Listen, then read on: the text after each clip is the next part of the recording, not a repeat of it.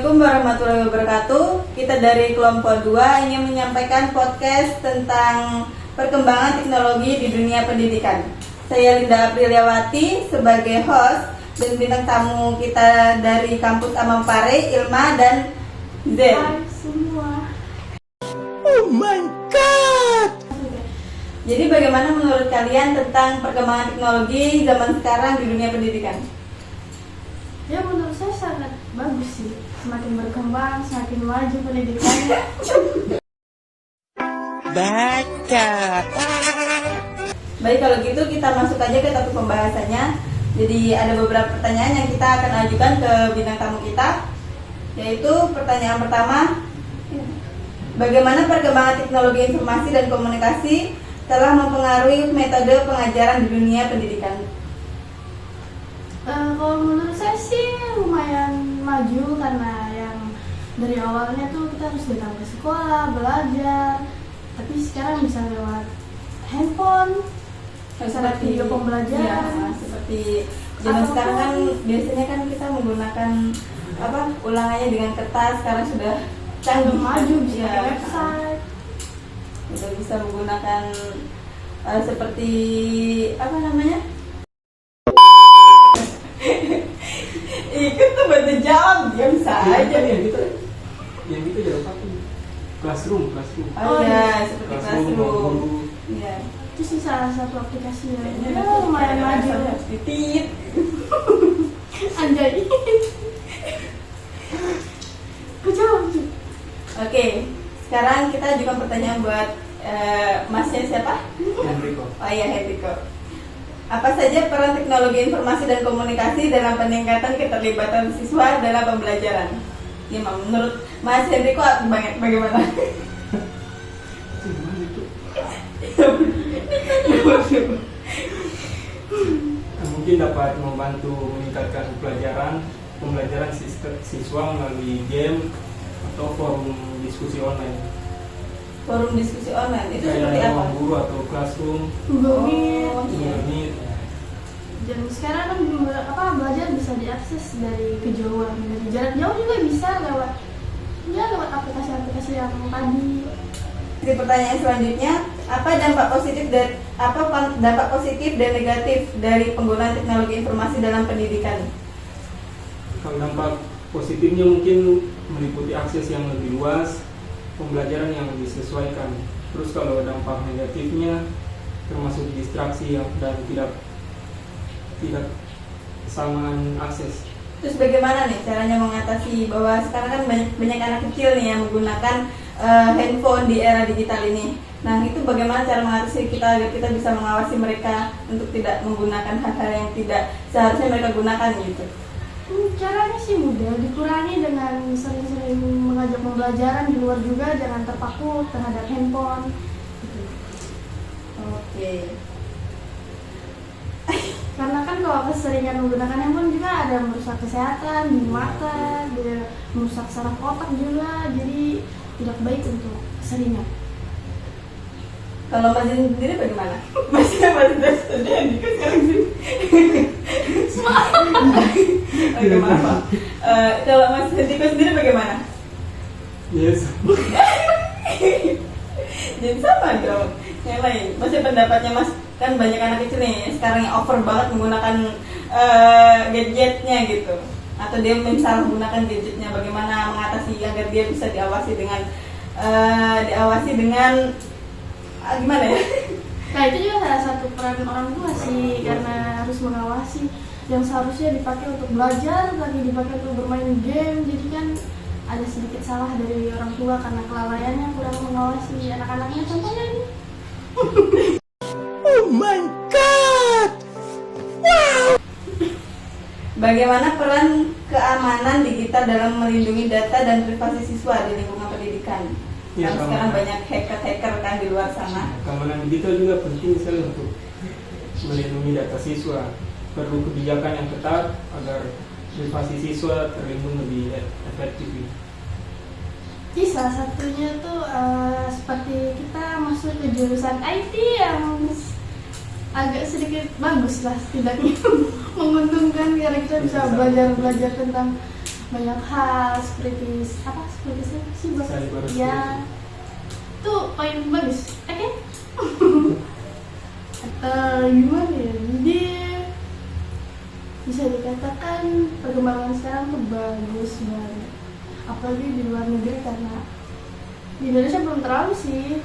Kalau di luar negeri kan udah kayak canggih banget tuh, sekolah keren banget, bagus dari teknologi sekarang. Bagusnya teknologi dari sekarang itu karena mempermudah kita. Jadi kayak semisal nih ibu-ibu zaman sekarang kalau dia Zaman now ya? Berbelanja itu tidak harus yang langsung ke pasarnya atau ke pedagang kaki lima itu kan jauh tuh begitu. Jadi kita bisa dengan online atau kita beli makanan juga bisa online dengan cepat gitu. Kemana-mana juga pakai Gojek. Iya, jadi kita tinggal mau Gojek tidak usah panggil-panggil gitu. Jadi kita tinggal kayak telepon aja atau kita chat saja gitu, nanti kirim alamat cepat kan. Mempermudah kita dalam hal melakukan kegiatan sehari-hari. Menurut kalian pribadi, bagaimana kayak di daerah-daerah terpencil kan banyak nih yang belum bisa menggunakan gadget atau handphone. Kan biasanya kan orang-orang zaman dulu kan masih banyak tuh di daerah terpencil sana yang belum bisa menggunakan handphone. Menurut kalian itu bagaimana? Itu jadi salah satu masalah utama sih, yang bagaimana pemerintah harus membukakan akses ataupun memberikan sosialisasi kepada masyarakat terkecil bahwasannya tuh sekarang dunia tuh sudah maju, udah canggih. Jadi mereka tuh yang terpencil di daerah pegunungan atau pantai tuh setidaknya kan mereka bisa harus menggunakan iya. gadget sama sekarang. Karena Karena ada daerah-daerah tertinggi juga susah gitu mencari jaringan-jaringan. Paling belum ada smartphone masih. Iya, masih manual juga kadang. ya itu berarti harus membangunkan tower dia memberikan sosialisasi pada masyarakat bahwa ya apa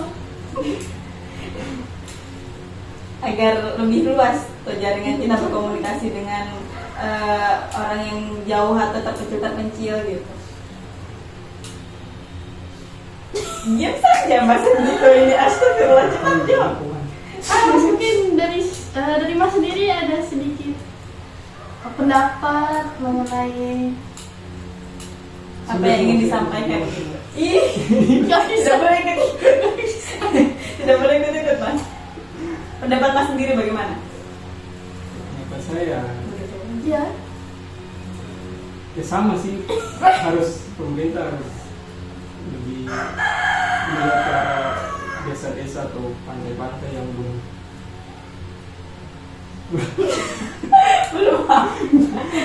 terjangkau internet lah. Oh iya. bisa. Cara diperbaiki Mas duduknya.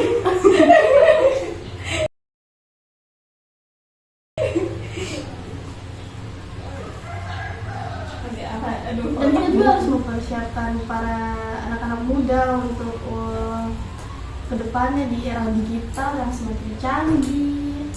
Mungkin Tentu dengan mengontrol diri kita juga agar tidak terlalu bergantungan dengan gadget ya. Soalnya kadang mereka juga mempunyai sisi negatifnya kan. Buat mengontrol diri kita juga, bagaimana kita bisa menggunakan gadget dengan seperlunya saja gitu.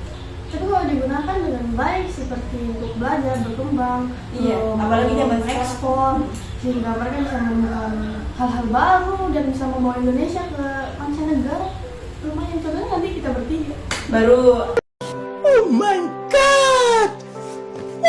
ini juga di era sekarang tuh banyak orang mencari pekerjaan atau menjadi content creator nih contohnya toh. Iya, itu Content salah creator. satunya sih. Jadi kita bisa menghasilkan uang nih menggunakan gadget, karena zaman sekarang kan kita kayak memberikan informasi lewat online, itu juga kita bisa menghasilkan uang kan, uang. Sekarang kan juga mencari kerja agak sedikit susah, Iya. susah. Jadi bisa memanfaatkan dunia media sosial. Cari uang. Konten creator. Baru sekarang kan eranya ini nih jual beli online kan, jual beli online. Apalagi kemarin ada tuh kasusnya tentang TikTok Shop yang telah ditutup nih. Nah baru mereka minta lagi untuk Shopee untuk ditutup. Itu bagaimana Mas pendapat kalian tentang itu? Pendapatnya sih kalau dari sisi negatifnya sih ada. Karena zaman sekarang ini toh kayak sekarang kan orang dikasih hati juga malah sekarang kan zaman media, jadi mereka juga harus mengikuti. iya, serba offline kan, orang-orang yang mungkin tidak ada kendaraan Atau mereka yang lagi sibuk iya. gitu. Tapi kasihan juga kalau semua serba online, kasihan sama pedagang-pedagang yang buka dagangannya. Mereka tidak melakukan penjualan online, jadi kan kasihan omsetnya menurun gitu. Iya. Mereka juga sebenarnya harus ini sih, harus mengikuti perkembangan zaman juga gitu. Mereka kan bisa mereka ya kayak menggunakan media online, bisa dibuat kayak iklan, atau bisa dibuat apa sih pameran apa sih namanya?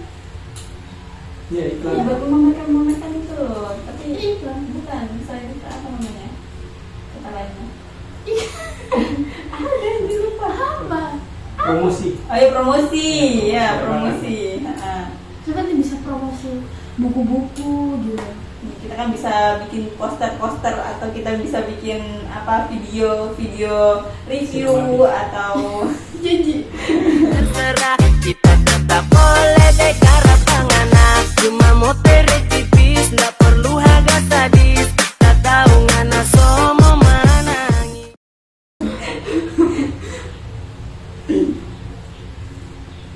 Tapi perkembangan teknologi sekarang juga bisa membantu para penulis-penulis buku yang bisa berkarya lewat media. Mereka menuliskan buku-buku mereka, perjalanan mereka, artikel mereka di media, di-upload. Jadi Bener banget. semua orang mungkin bisa termotivasi dengan perjalanan mereka, dan kita juga termotivasi. Oke, karena kita udah memasuki jam kampus juga, kita tutup saja podcast siap pada siang hari ini. Maaf karena personilnya kita hanya 3 orang, yang lainnya sedang sibuk atau berkendala, jadi kita tidak bisa buat dengan personil yang lengkap gitu. Sekian podcast dari kita. Wassalamualaikum warahmatullahi wabarakatuh. Bye. Ketika jalan yang kamu lalui terasa susah, kamu nggak boleh menyerah. Ketika semua suara membuat kamu ragu, kamu harus tetap maju. Ketika semua orang melakukan berbagai macam cara untuk membuat kamu jatuh, kamu harus tetap berdiri teguh.